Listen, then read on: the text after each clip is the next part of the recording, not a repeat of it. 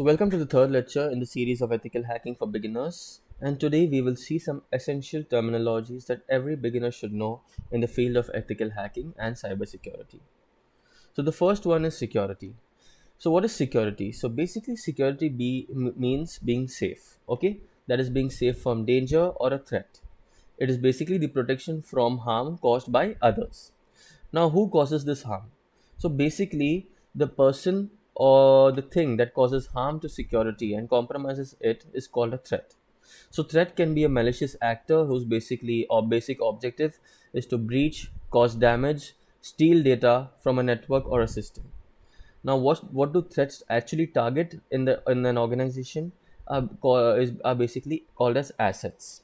What are assets? We'll see in the next slide. Now, a few example of threats that compromise security are malware, phishing mails, ransomware, viruses, insider threats, etc. Okay, so now I'll just give a few examples. For example, you must have received some mail on your Google account or any email which you have saying that if you click on this link, you will get so and so incentive or a reward or some cash. And as soon as you click on the link, you get nothing.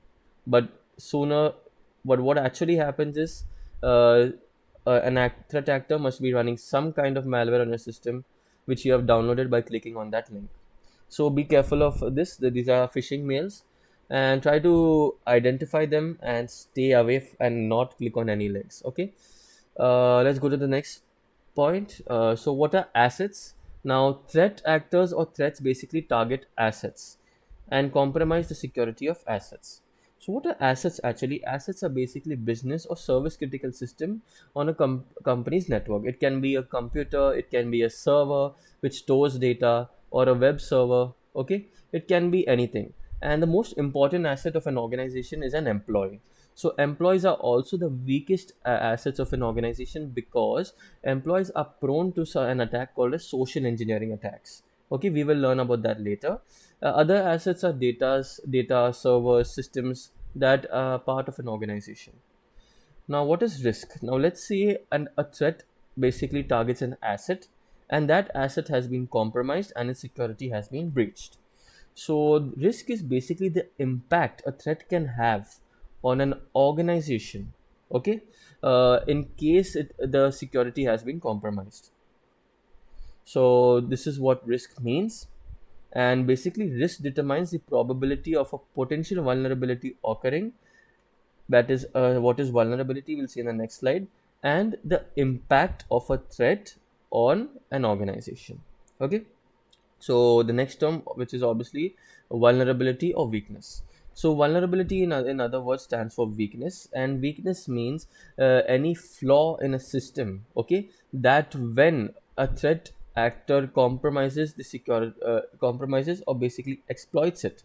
Okay, they compromise the integrity and security of the system, and it can lead to unauthorized access. Now, vulnerability are different types. There are many different types of weaknesses. For example, when it comes to websites, we have different attacks and weaknesses such as SQL injection, cross-site scripting, command injection. Okay, and CSRF, cross-site request forgery. There are a lot of attacks. We will be seeing that in the OWASP top 10. Then we'll come to exploit. So exploit is basically the process of breaking into a system or network through a set of vulnerabilities. Now, once the threat or the malicious actor has found a vulnerability on a weakness, the next thing he will do is attack it.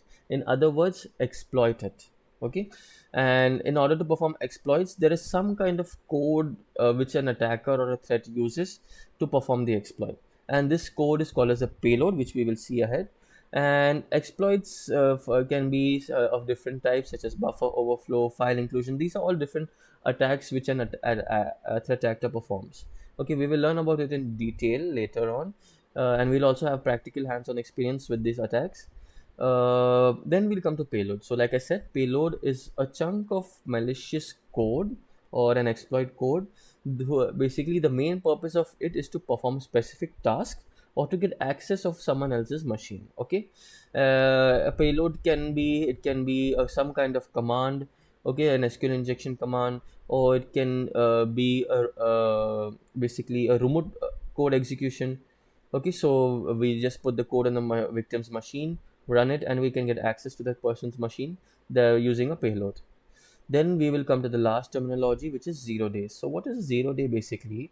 A 0 day is a vulnerability or a weakness in a system that has not been discovered yet by the developer. So, this basically happens due to like a few mistakes in coding, okay, or the way the programmer has written the program or the application. There's some weakness in the code which he has no idea about, but an attacker is able to identify that or find that vulnerability and exploit it. Okay, and this vulnerability was not known before, but except by the attacker who was recently found it and has exploited it. So these are called as 0 day or 0 day attacks. Okay, and you can see search for various attacks like this which have taken place, such as the Stuxnet virus, WannaCry, Heartbeat, Bleed. Okay, yeah. Now coming to the next slide, what is hacking and what are hackers? Okay, this is quite important, especially if when you're stepping into this field. So, what is hacking? Basically, hacking is the attempt to exploit a computer system or a network inside an organization. Obviously, doing things like this is illegal, and you need to have the proper permission. We will see what kind of hackers are there out there in the next slide. Now, who are hackers? Hackers are basically unauthorized users who gain access to computers in order to steal, alter, or delete data. Okay, these are hackers. I'm not talking about ethical hackers, but normal hackers. Okay, who just like want to do some kind of malicious task and steal data for basically for their personal needs, and maybe because of some rivalry or competition. Now, what are the different types of hackers? So basically there are many different categories, but the three main categories are black hat, gray hat, and white hat. Now, black hat hackers are malicious actors. So they do everything, whatever they do is completely illegal. They have no permission, and they basically do it for their own need or just for to spread hate, some political agenda, or maybe some rivalry with someone. So black hats are basically malicious hackers. They can also be state-sponsored hackers, like of different countries, like they are being sponsored by the country, and all basically the main work is actually illegal. Okay. Now, grey hat hackers are those who are, you can say, kind of good and kind of bad. So basically, these in this category we have something called as bug bounty hunters. So these gray hats, what do they do exactly? Is they will hack into a system and they might report the vulnerability or not report it. It depends upon them. Now, if they report the vulnerability, they are looking for some kind of incentive or some kind of reward for doing it. So they do not have the complete permission. Or okay, now we'll come to white hat hackers. So white hat hackers or security analysts is the other word for them. They are basically, they have the permission to hack into machines and assess the security of uh, the infrastructure, network, or the machine. Okay, so white hat hackers if it is someone who has the legal permission to actually perform an attack and assess the security of a organization. So obviously, when I'm teaching you this and mostly training you to be a white hat, how to do things ethically and legally, and also so that you will stick with the policies how the company has, which you are being hired for, and make sure whatever you do is legal. Now, like I said, white hat hackers are also called as ethical hackers or security analysts, and they perform something called as ethical hacking. So, ethical hacking, another word for it is penetration testing, is basically hacking or compromising computer systems to basically assess the security, okay, and informing it to the party or the person who has hired you so that they can strengthen the security of their infrastructure. Now, ethical hacking is a key skill for many job roles today.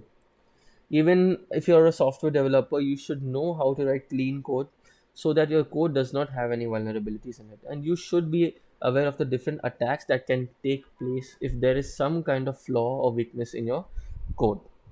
Okay, ethical hackers play a huge role in basically maintaining an organization's security when it comes to their computers, servers, okay, and different components of its infrastructure. Every organization wants to make sure their infrastructure and their IT is secure, and it shouldn't be compromised by any bad actors out there.